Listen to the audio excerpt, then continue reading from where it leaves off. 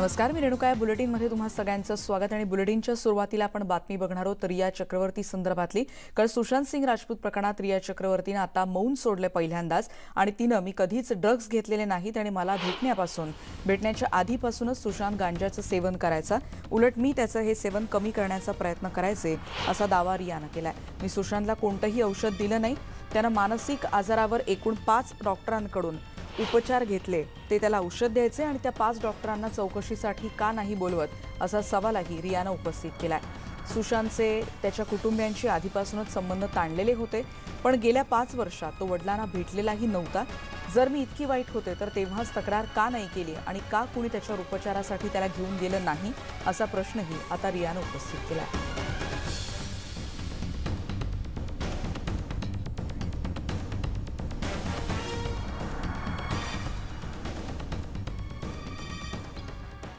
उनके साथ जरूर जाती थी, but in psychiatry and therapy doctor patient के कॉन्वर्सेशन में usually the third person is not allowed to sit with them.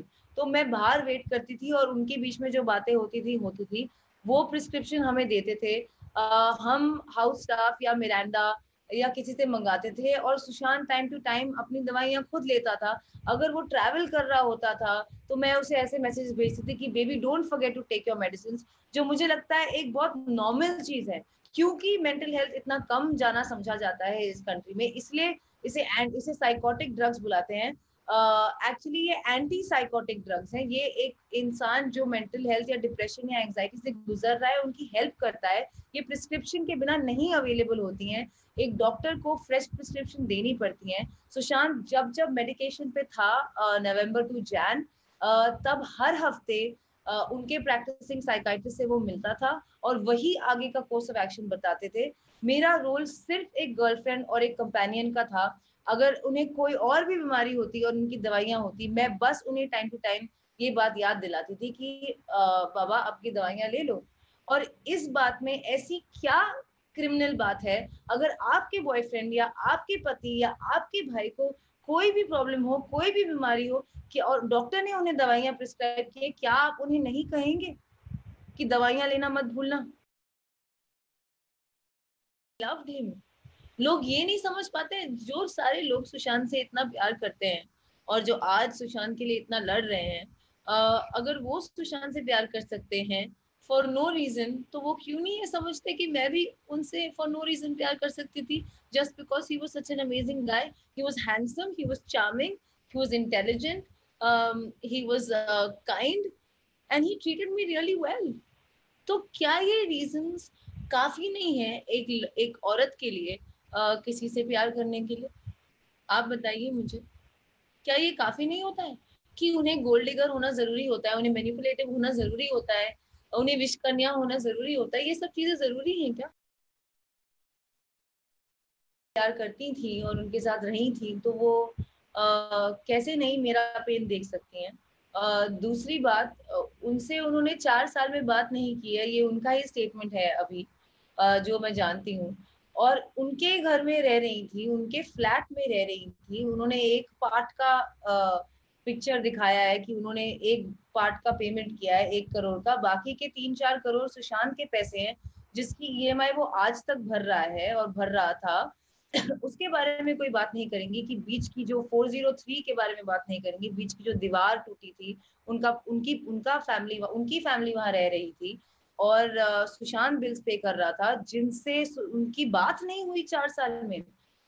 मुझे तो ये फाइनेंशियल एक्सप्लॉयटेशन लगता है. और कैसे कन्वीनियंटली उन्होंने ये वाला रूप लिया है कि वो उनकी विधवा हैं, जबकि वो किसी और के साथ एंगेज हैं, जो कि सुशांत और अंकिता के दोस्त थे ड्यूरिंग उनके रिलेशनशिप के दौरान.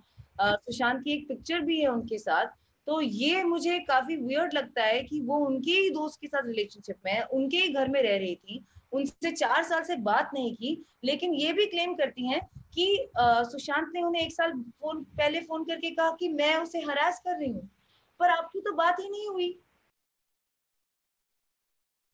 सबसे बेसलेस एलिगेशन है, because I really don't understand कि 15 करोड़ ऐसी कोई छोटी रकम नहीं है कि इतने सारे इन्वेस्टिगेशंस के बाद किसी को मिली नहीं. मेरी मुंबई पुलिस के साथ भी इन्वेस्टिगेशन हुई है, उन्होंने भी ये सारी चीजें ऑब्वियसली देखी है, मेरे बैंक स्टेटमेंट्स उन्होंने भी लिए हैं, ईडी के साथ मैं अंडरगो कर रही हूँ इन्वेस्टिगेशन। ये 15 करोड़ है कहाँ?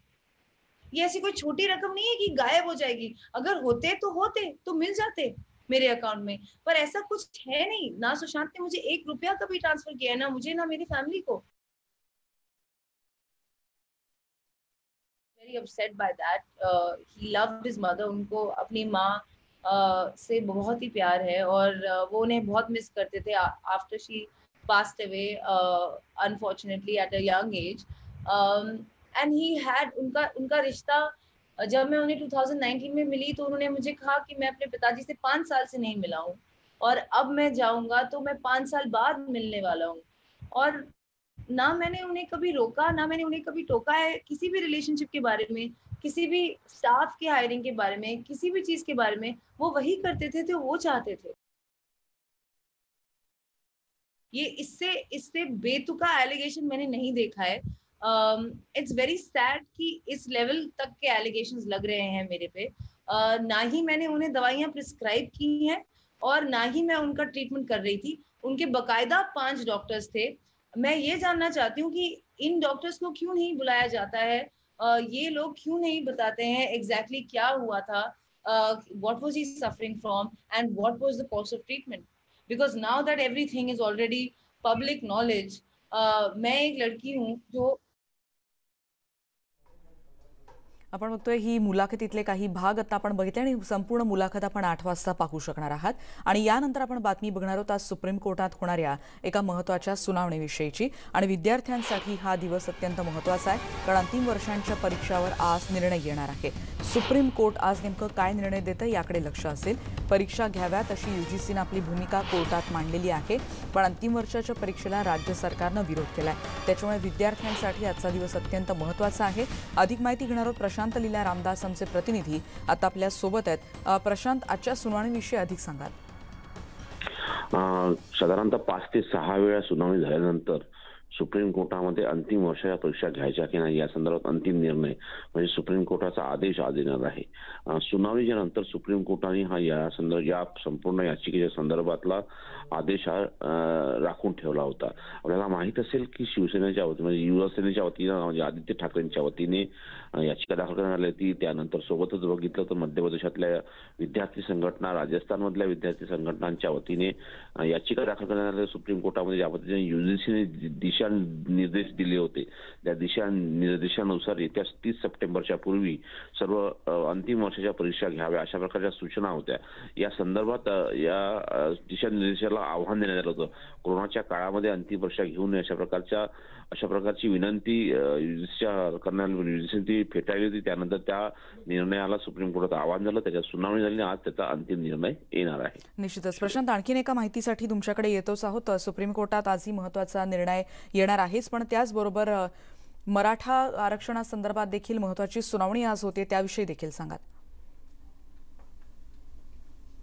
संदर्भामध्ये एक अत्यंत महत्त्वाच्या याचिका ज्या 10 याचिकाकर्ते आहेत त्यांच्या जवळपास 28 ज्येष्ठ वकील आहेत, ज्या वकिलांच्या वतीने या संदर्भात सुनावणी सुरू आहे। गेल्या वेळी जी सुनावणी झाली होती त्यावेळी सरकारी पक्षाच्या वतीने युक्तिवाद झाला होता। आज जे वादी आहेत त्यामध्ये खास करून ज्यांनी ही याचिका दाखल केली होती त्या संदर्भातले जसे ॲडव्होकेट सदावर्ते यांच्या वतीने देखील सुनावणी होणार आहे। सोबतच महाराष्ट्र सरकारचे अजून तिथे 2 वकील जे आहे अभिषेक मनोज सिंघवी आणि पनपालिया यांची देखील आज युक्तिवाद होण्याची शक्यता आहे। आणि यामागे कारण असं आहे की ज्या पद्धतीने याचिकेने मागणी करण्यात आलेली आहे की या संपूर्ण मराठा आरक्षण प्रकरणाची सुनावणी घटनात्मक खंडपीठाने करावी, या संदर्भात युक्तिवाद सुरू आहे। आज देखील युक्तिवाद होईल आणि होऊ शकतं या संदर्भातला निर्णय देखील आज येण्याची शक्यता आहे।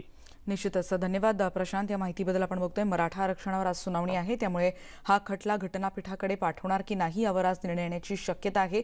त्यामुळे आज सुप्रीम कोर्ट याबद्दलचा निर्णय देणार का याकडे देखील आता लक्ष असेल। त्यामुळे सुप्रीम कोर्टाच्या या 2 महत्त्वाच्या बातम्यांचे अपडेट्स घेतल्यानंतर इतरही बातम्यांचा पुन्हा भेटणार आहोत, पण एका ब्रेक नंतर। पहा फक्त न्यूज 18 लोकमत।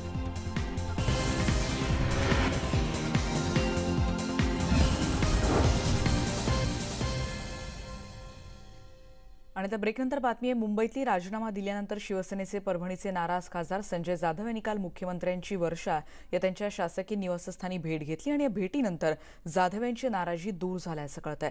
खासदार संजय जाधव यांनी बुधवारी त्यांच्या खासदारकीचा राजीनामा मुख्यमंत्र्यांना पाठवला होता। जिंतूर कृषी उत्पन्न बाजार समितीवर शिवसेनेचं अशासकीय प्रशासकीय मंडळ नेमण्यावरून स्थानिक शिवसेना आणि राष्ट्रवादी काँग्रेसमध्ये वाद झाला होता आणि हा वाद जिंतूरमधल्या राष्ट्रवादी काँग्रेस भवनावर दगडफेक होण्यापर्यंत वाढला होता।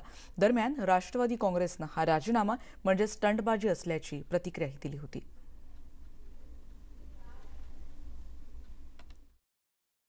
शिवसेनेचे आमदार आहेत, खासदार आहेत, किंबहुना ज्या भागामध्ये दुसऱ्या पक्षाचे आमदार खासदार आहेत त्याप्रमाणे निर्णय घेण्याचं ठरलेलं आहे सूत्र। त्यामुळे खासदार बंडू जाधव आहेत तिकडे, त्यामुळे त्यांच्या म्हणण्याप्रमाणे त्या ठिकाणी करण्याच्या सूचना देखील मुख्यमंत्री महोदयांनी दिलेल्या आहेत। नाराजी दूर झाली का मग? नाराजी कोणावरही नव्हती, त्यांची नाराजी असण्याचं कारणच नाही। मी तिकडे होतो। राजीनामा मागे घेतलाय का त्यांनी? राजीनामा दिलाच नाही त्यांनी, तर मागे घेण्याचा विषयच नाही। पत्र प्रसिद्ध करण्यात आता ते प्रसिद्ध आता तुमच्याकडे कुठून आलं माहित नाही मला। पुढची बातमी आपण बघणार आहोत। वस्तू आणि सेवा करातल्या नुकसान भरपाईपोटी केंद्राकडून महाराष्ट्राला जुलै 2020 पर्यंत 22,534 कोटींची थकबाकी बाकी आहे येणं असं देखील आता उपमुख्यमंत्री अजित पवार यांनी काल म्हटलंय। ही रक्कम वेळेवर न मिळता अशीच वाढत गेली तर 2 वर्षात 1 लाख कोटींपर्यंत ही रक्कम पोहोचेल अशी भीती देखील अजित पवार यांनी व्यक्त केली आहे। 41व्या वस्तू आणि सेवा कर परिषदेत काल त्यांनी ही चिंता व्यक्त केली। जीएसटीचा हिस्सा आणि थकबाकी राज्यांना वेळेत देणं, राज्याला आर्थिक संकटातून बाहेर काढणं ही जबाबदारी केंद्र सरकारनं स्वीकारलेली आहे। त्यामुळे ते कर्तव्य पार पाडण्यासाठी केंद्रानंच कमी व्याजदरानं कर्ज घेऊन राज्यांना निधी उपलब्ध करावा अशी मागणी आता उपमुख्यमंत्री अजित पवार यांनी काल जीएसटी परिषदेत केली आहे।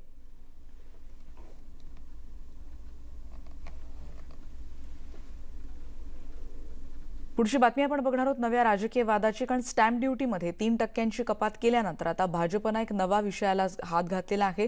पुण्याहून निघालेली रेडी रेकनरची फाईल कुठे लक्ष्मी दर्शन करतेय असा उत्सुक सवाल आशिष शेलार यांनी विचारलाय।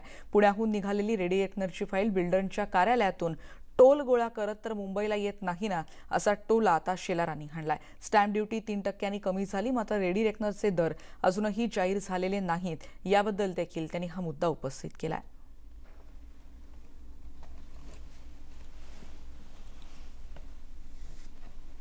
रेडी रेकनरच्या बाबतीत सरकार काय निर्णय करत आहे?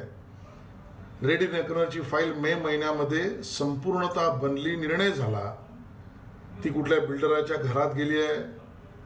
ती प्रवासामध्ये कुठे लक्ष्मी दर्शन करते का? त्या फाईलवर कोणी बसलंय का? त्या फाईलच्या माध्यमातून तिघाडीचं सरकार आपापसात भांडतंय का? त्यातून काही जमा खर्च करण्याची कल्पना सरकारची आहे का? रेडी रेकनरच्या अनिर्णयाच्या बाबतीतला भ्रष्टाचार आणि घोळ सरकारने स्पष्ट करावा असा आमचा त्यांना सवाल आहे। आणि या बातमीनंतर इतरही बातम्यांचं येणाऱ्या बुलेटिनमध्ये भेटत राहणार आहोत। आता इथेच थांबतोय। पहा फक्त न्यूज 18 लोकमत।